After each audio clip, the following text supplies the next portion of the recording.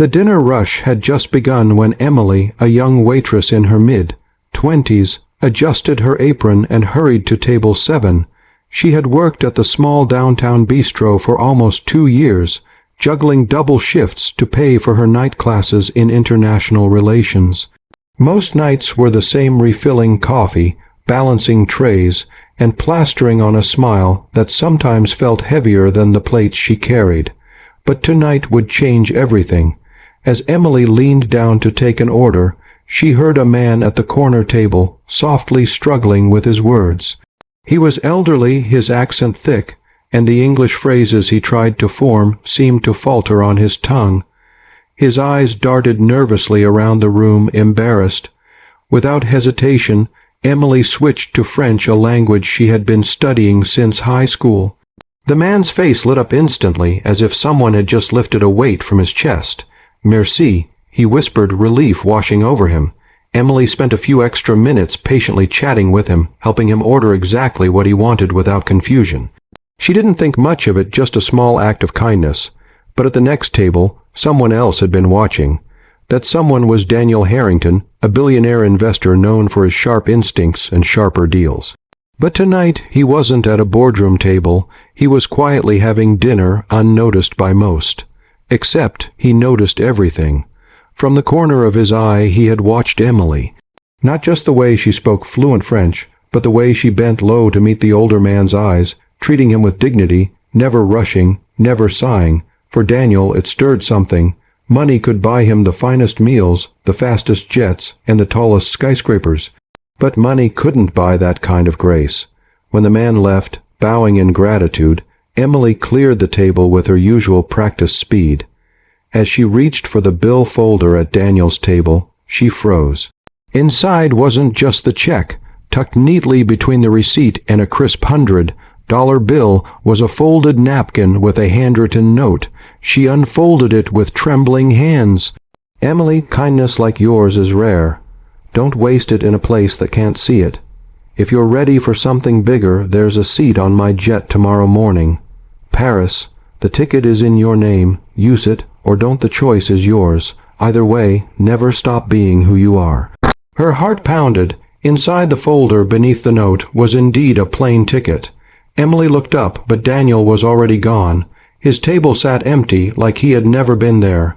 That night she lay awake staring at the ticket, her mind spinning. Was this real? A trap? A dream? She had never even been out of the country. Never flown anything more than economy seats for weekend trips.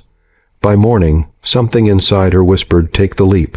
The next thing she knew, she was sitting on the edge of a leather seat, the hum of a private jet beneath her.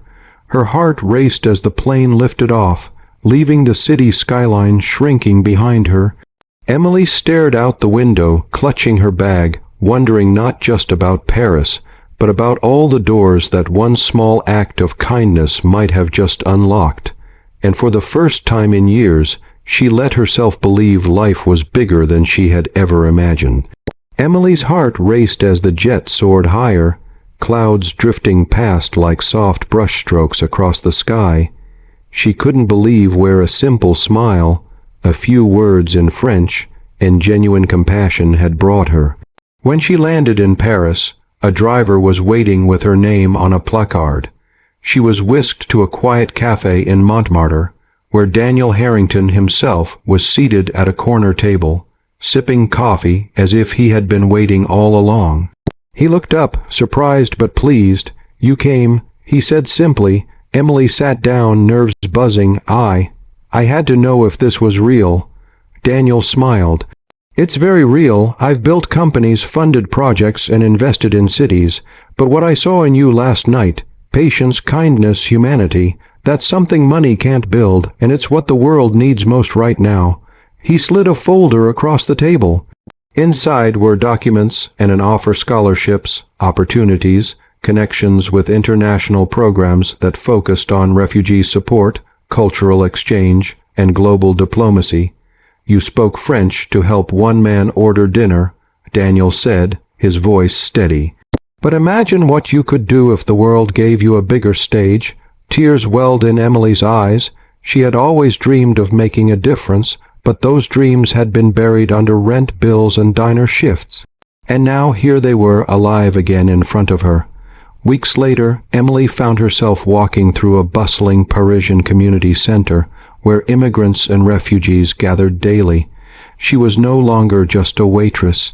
She was a voice, a bridge, a hand reaching out in kindness.